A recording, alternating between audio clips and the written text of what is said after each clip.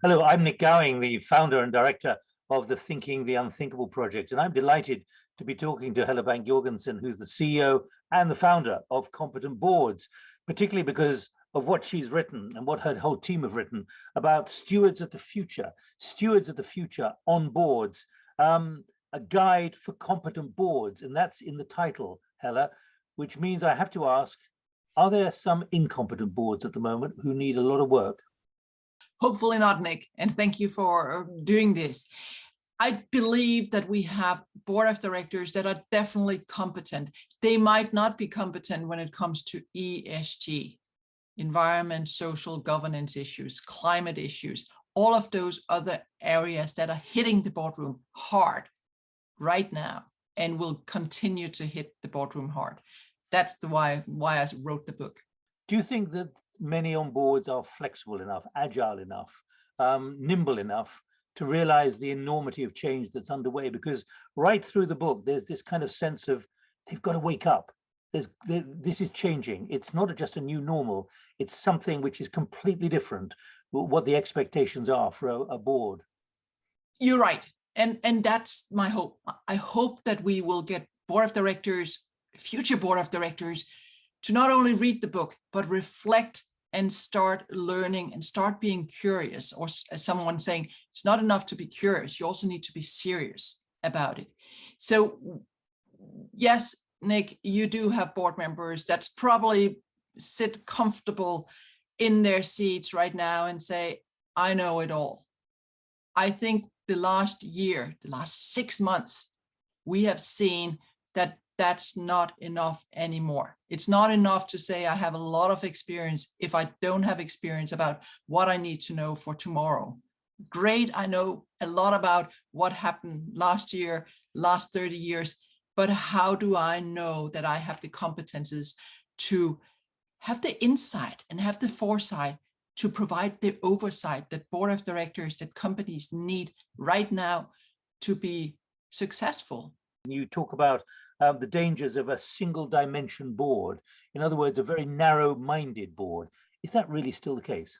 I'm afraid so. I'm afraid that you do have around the world where you have board members that know each other very well, read the same newspapers, go to the same events, etc. All of us need to open our eyes, open our ears, and start listening to the ground, to everyone around us, and get that insight.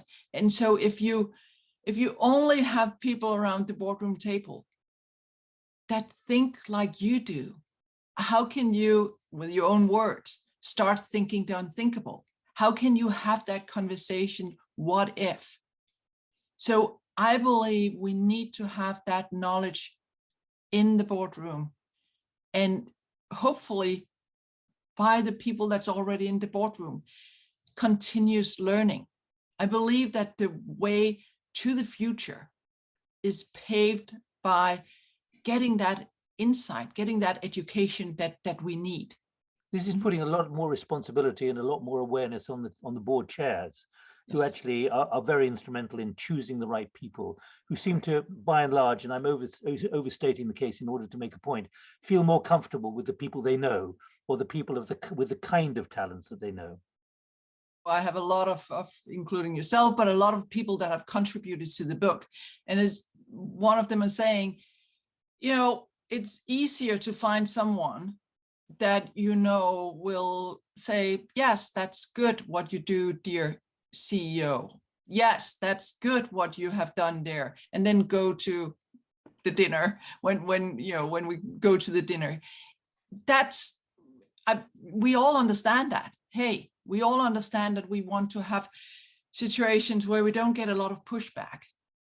But really, now is the time to get that pushback. It's better to get the pushback from the board of directors than it is to get the pushback from all of the stakeholders that are saying, no, we do not approve. It's better to get the pushback from the board of directors than it is from the investors that come and say, we don't feel that you're fit to continue serving at this board. On balance, do you believe that boards will realize this for themselves, or it's going to take the equivalent of regulation and tighter constraints on data, on auditing, on the kind of metrics that are now needed and certainly have been coming up out in recent weeks, particularly around COP26 and the kind of financial constraints now?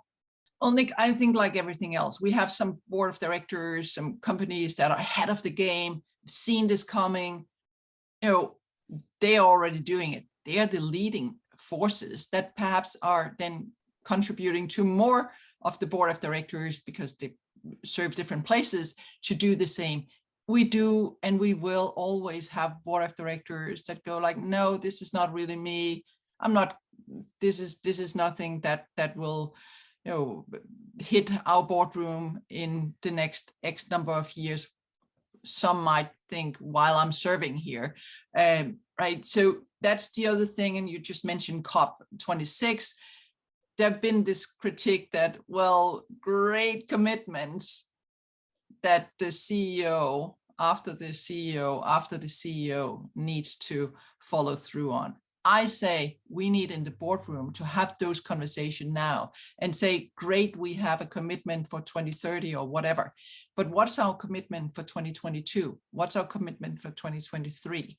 How do we hold ourselves accountable? How do we hold the chief executive officer accountable? And how do we really implement this? So it's not just talk, but actually action.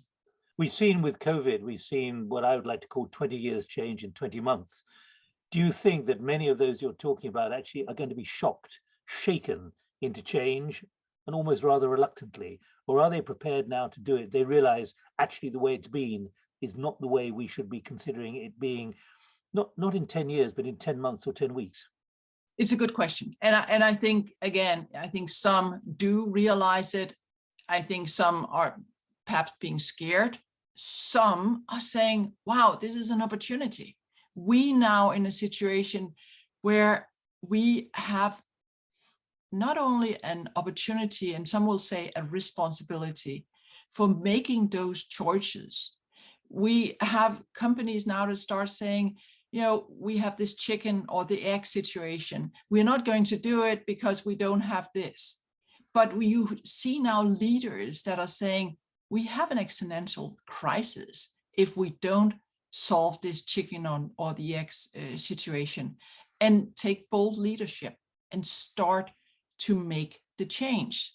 And I think those leaders will have the opportunity to attract best talent, but also financials, being that putting up green bonds or having the asset managers and the investors coming to them, having the customers coming to them.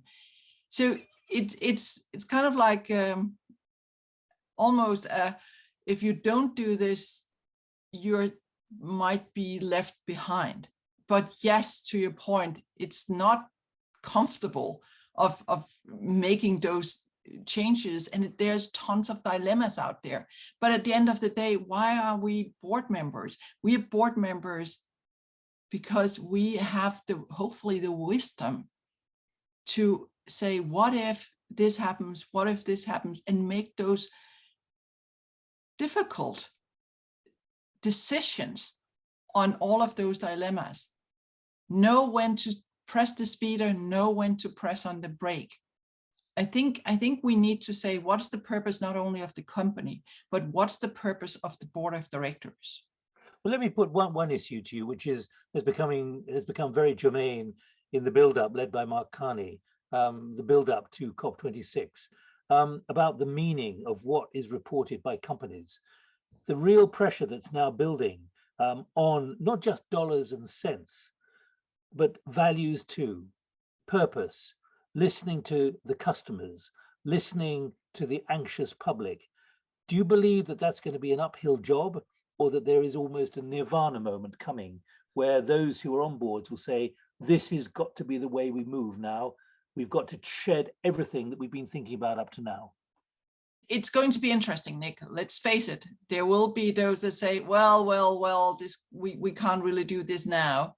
There will be those that are pushing ahead. I think we, as you were saying before, it's not the next 10 years, perhaps the next 10 months, we'll see how will all the different stakeholders react to this? How will the asset managers, when we get into the next proxy season, how many of those board of directors have had the conversations that the asset managers are asking for, the conversation about the transition plan, but not only the talk, but also how are we going to deliver on it? And I think the asset managers are getting smarter. You know, as you know, I educate a lot of board of directors, but also asset managers, right? So it's not, we need to have that on both sides, but it seems like everyone wants to get smarter right now. And if we have a conversation with smart people, both from the board of directors and the asset managers, and they both understand this is the transition plan, this is how we're going to do it, and support that, you then have the asset managers or investors supporting that. And you have your backing, right? If you don't, if you as a board of directors cannot go out and articulate what does look like and have your investors believe in you, well, you know, as you know, we've seen that proxy season where board members are asked not to be board members anymore. You say here in the book, only 17% of an audit committee could read a profit and loss statement. And they're unable to understand even the basic ABC of ESG. Is it really that bad? That was the survey. And I can tell you now, a few months later, there's just a new survey coming out that shows that actually the consciousness of board members serving on a committee overseeing sustainability, ESG, climate, let's call it what it is, the consciousness, 40%. I'm not talking about the full board. I'm talking about the board of directors that in their title has that I'm serving on a committee where I'm overseeing sustainability, ESG, climate, gone from the 17% that you're mentioning to now 40%, but being conscious. 8% have some kind of paper, being the certificate, like the ESG competent board's certificate, but some kind where they say this is education we have gone through to get that. When I became a state authorized public accountant, so you know, it's an accountant that can sign, I needed to go through a lot of education. Board members, they have a lot of education that they are accumulating over the years. Many have been very successful CEOs. Many have many great wisdom that they bring to the board table. But it's something that we learned, you know, years back. And as I say, you know, you remember when we could take an airplane and smoke in the airplane? You know, that time is over. When I did my exam as a state authorized public accountant, a question was, how much can you deduct in bribe? It was 10%.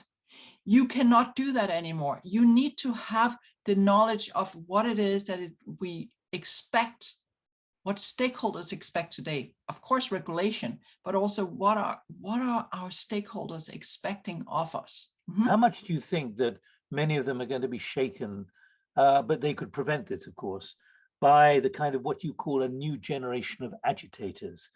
Who are these people who are doing that? Because there's obviously the classic case of Exxon and the real pressure, which resulted in 3 board members being forcibly changed against the wishes of the chief executive. But it was done, and it seems to have set a trend and a theme, and it be encouraging others to take that kind of risk. Do you think this is a passing phase or the beginning of something really quite substantive? That depends what it is that the board members are doing, right? If you have people that, you know, Curtis Ravenel, who has said that if board members had gone through our ESG training program, they would not have found themselves in that situation, right? So you have that. I do believe, and I hear it from asset managers and all of the different investor function, I hear it from banks, that we want to make sure that those that serve at the board, and therefore I need to have the oversight and ensure that we get the money at some point, that they actually understand what it is, not only that the value creation, but also how do we not get to value destruction.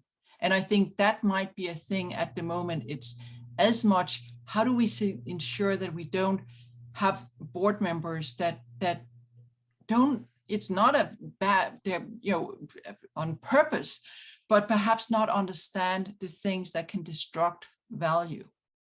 Competent boards is a courageous board. Courageous, you use that word. And if you see something, say something.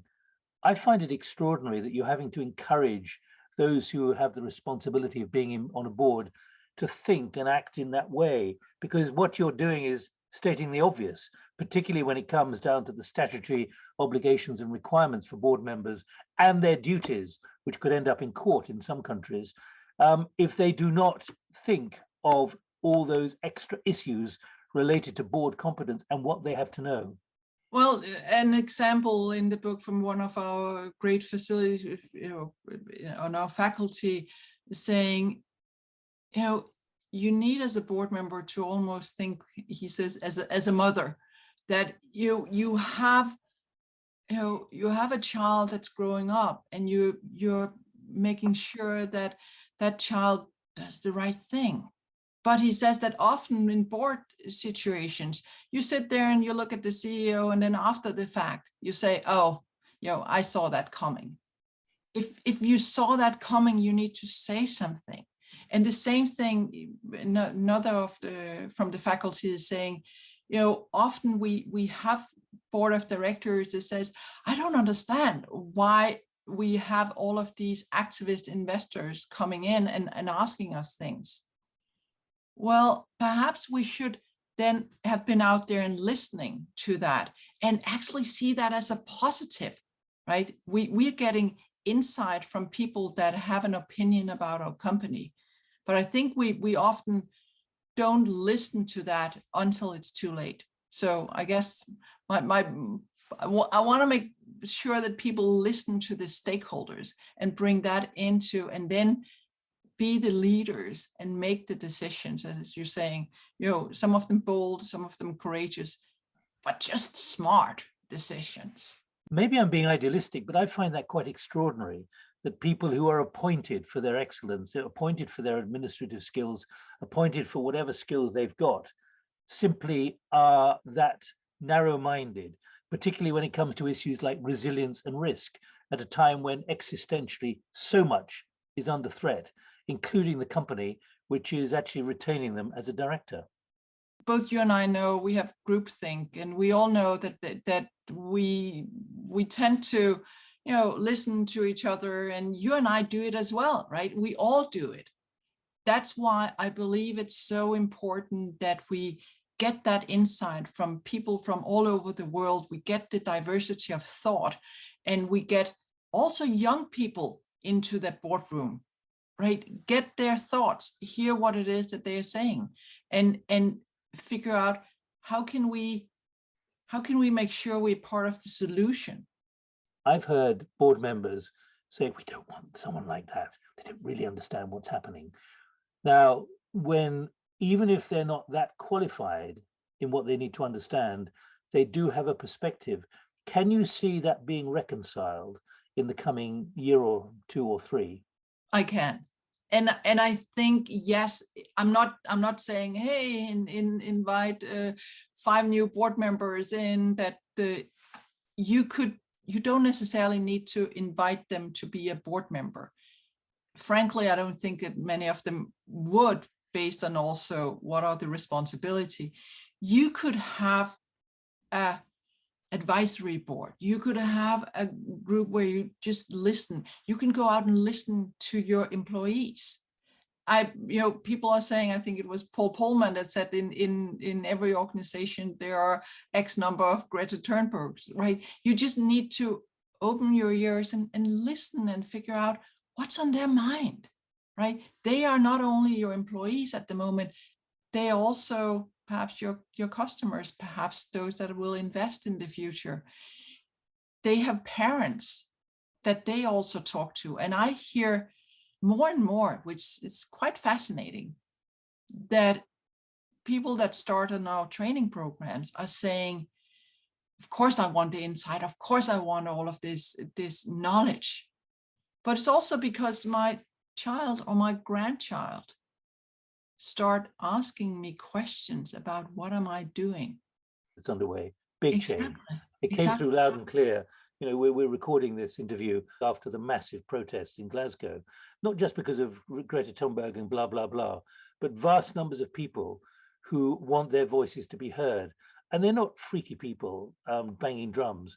I was up there for 2 weeks and there were a large number of people who needed and wanted to be listened to and should have been listened to because of what they're saying, why they're saying it, and what they represent.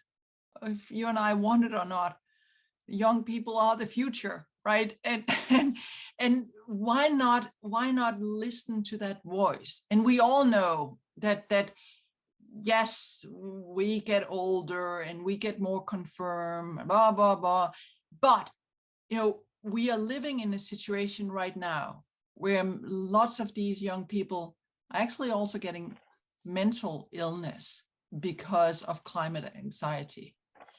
And that's going to impact not only the governments in different countries to start saying, what does this mean? We already seen impacting the court. We're talking about ecocide. We're talking about things that, thinking the unthinkable. Late Ray Anderson said many years back now, in the future, people like me will go to jail because we are plundering the earth. And that was something we talked about, and we said yes, and all these externalities, how do we internalize externalities? But we're seeing it happening right now. We're seeing that corporations are being held to account. Much of what has been going on has been an abuse of nature. As Das Gupta, who wrote the serially important report back in February for the UK Treasury, said, it is an externality with a cost and a price, which now has to be taken into consideration. My final thought, therefore, I think, Helle, to you is, do you think that that penny, that cent, or that dollar, or that euro has really dropped? Because that's a fantastically important structural and perceptual change to be saying, we are abusing the planet, we are creating this existential threat, and you've got to understand the way you've done business up to now is not the way you need to do business in the future. I think we're seeing Mother Nature sending invoices as we speak. I think we are seeing companies realizing that this is not only invoices that are paid by countries. These are invoices that are now paid by corporations because they can perhaps not get their supply chain, perhaps they can't get their places where they have their productions flooded, or there's a hurricane, or there's fires. So yes, I see it start, that penny dropping. Is it everywhere yet? No, it's not. Let me give you just 1 minute to summarize the main point, which is for the competent boards, those who've been with you and others who will be tempted and others who should be tempted, what they need to understand about, not the risks they need to take, but about the forward steps they now need to take in order to make their boards where they're sitting on, which they've been nominated to, elected to, more competent and more relevant. I think the first is to understand what's the situation right now that your company are in, right? What are the stakeholders expecting of you? What is it that Mother Nature signals being sent?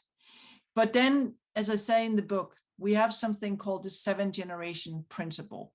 That was indigenous principle. Whatever you do, think 7 generations ahead of time.